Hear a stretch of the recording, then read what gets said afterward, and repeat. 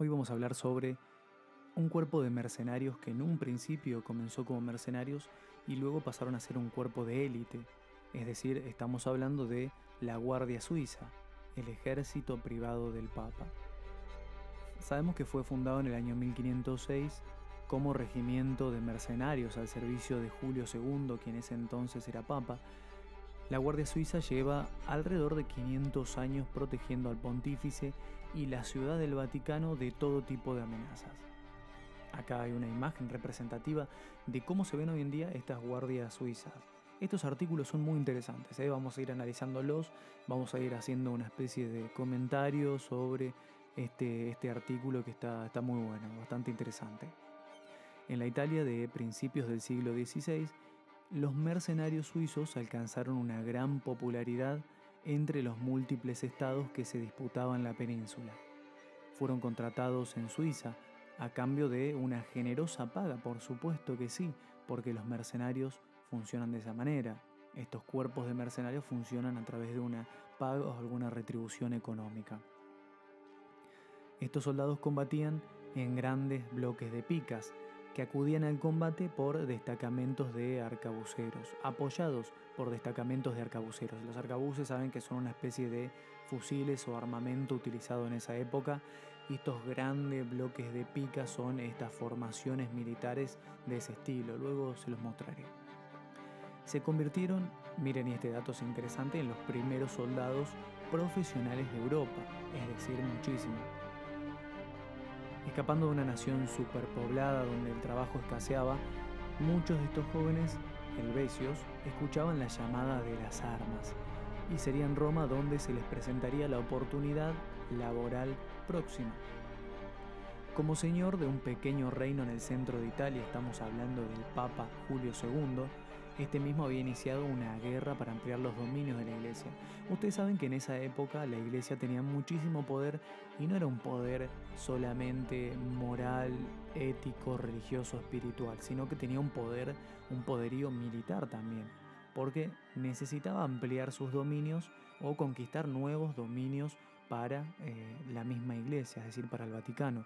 Muchos de estos obispos diocesanos de diferentes diócesis eran muy cercanos a grandes dueños de tierras o grandes o poderosos de esa época, que también formaban parte de esos territorios y tenían muchísimo contacto con los reinados o con los imperios.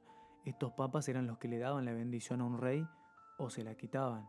Tranquilamente con una excomunión podían dejar a un rey al borde del abismo prácticamente. Entonces la iglesia fungía muchas veces como un imperio más, como un reinado más. En 1505 va a contactar a la Federación de Cantones Suiza para contratar hombres con los cuales iría a formar una guardia personal. Este sería el origen de esta guardia suiza. Defensores del pontífice.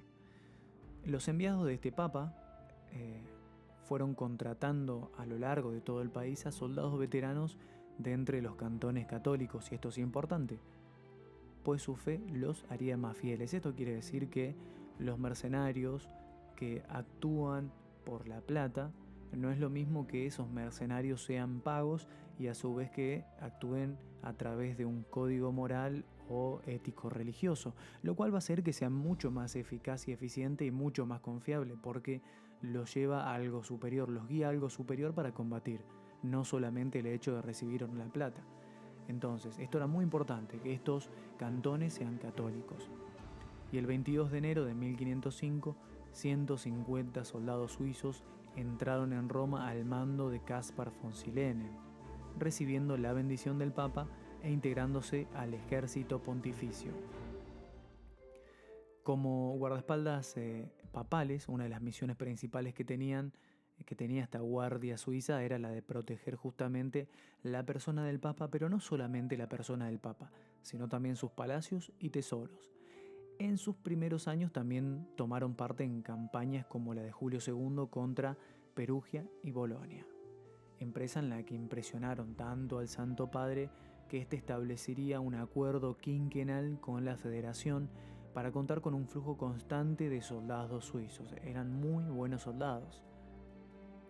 Acá tenemos una imagen en la cual se ve en detalle la misa de Bolsena, pintada en un fresco de Rafael Sanzio, en los apartamentos vaticanos en el año 1512.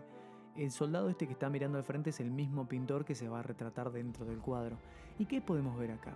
Que los uniformes no eran lo que hoy en día conocemos como los uniformes de la Guardia Suiza. Al contrario que el vistoso traje por el que son conocidos actualmente, que no aparecería, como dice el texto, hasta el siglo XX, los suizos no llevaban de hecho uniforme. Uniforme, la palabra lo dice, que sea todo igual, por eso la palabra uniforme, por eso los soldados usan uniformes, para estar todos iguales. Sino que como el resto de soldados de la época, cada cual se vestía como quería, diferenciándose del enemigo solo por una banda o un brazalete de un color particular, o alguna insignia, algún escudo y demás, como podemos ver reflejado en este fresco. Así los representó Rafael en el fresco que vimos anteriormente, donde 5 guardias aparecen arrodillados a los pies de Julio II, cada uno con un atuendo diferente. Respecto de su armamento, ¿qué se puede decir o qué nos dice el artículo? Que preferían las espadas, a 2 manos, y alabardas con las que habían ganado fama protegiéndose con una amplia variedad de corazas y cascos. ¿Esto qué es? Este es el Castillo San Angelo. Esto es una pintura, es un grabado flamenco de 1555 que va a representar algo que vamos a hablar a continuación. En los años siguientes la guardia fue creciendo hasta llegar a los 189 hombres. Habían comenzado en un principio con 150 y ahora ya tenemos 189, durante el pontificado de Clemente VII, quien cometió el error de aliarse con Francia contra Carlos V, provocando de esta manera que el ejército imperial marchara contra Roma en mayo de 1527. Tras derrotar a las bandas negras que protegían la urbe, los mercenarios imperiales, en su mayoría protestantes alemanes, van a entrar en la ciudad en una orgía de saqueos y asesinatos nunca antes vistos. Bueno, miento, siempre se ha visto en la historia esta clase de asesinatos, masacres o entradas violentas a las ciudades sitiadas.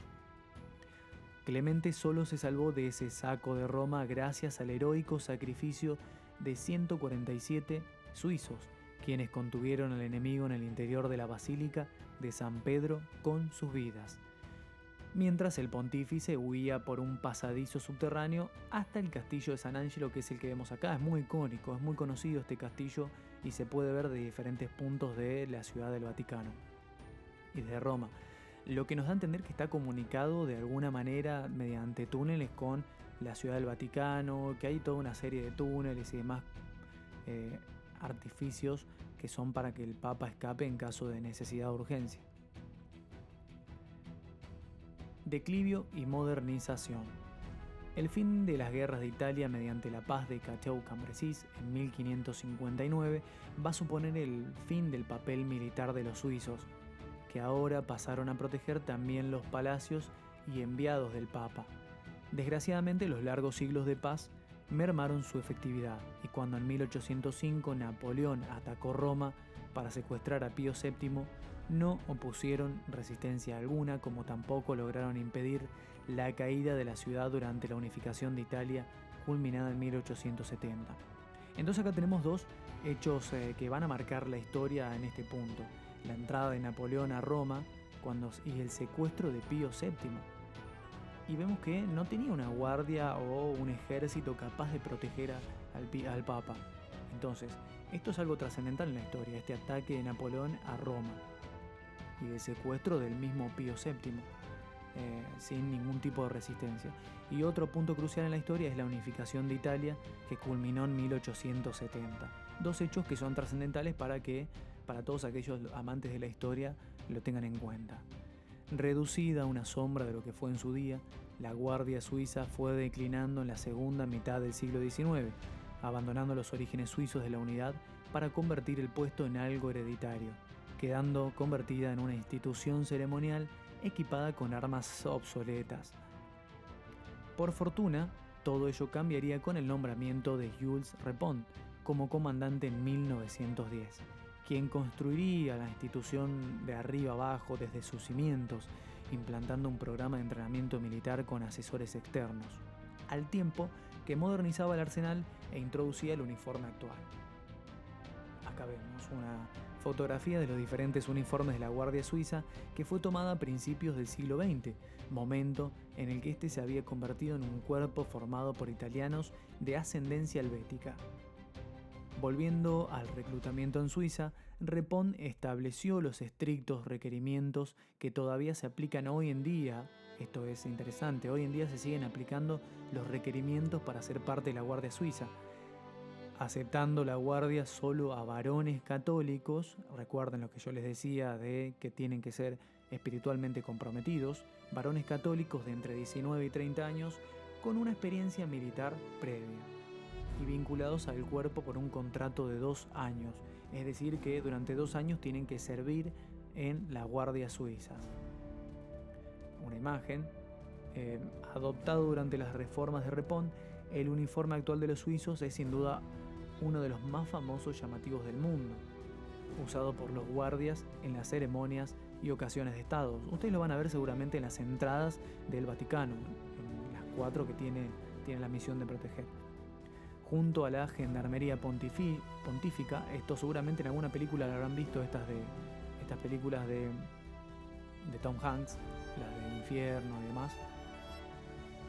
Junto a la Gendarmería Pontífica, los 135 suizos de la Guardia se encargan actualmente de custodiar las 4 puertas que llevan al Vaticano y la entrada a recintos como la Basílica de San Pedro, pero su mayor responsabilidad sigue siendo, como en la antigüedad, como desde su fundación, la protección del pontífice y también de los asistentes a grandes eventos como los concilios o el cónclave de cardenales que debe elegir al Papa.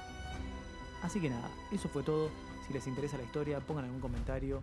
Si quieren que comente algún hecho histórico, si quieren que comente algo peculiar o curioso de la historia, nada. Nos quedamos de este lado, pongan me gusta y nada, acompáñennos. Gracias por estar, nos vemos. Chau, chau.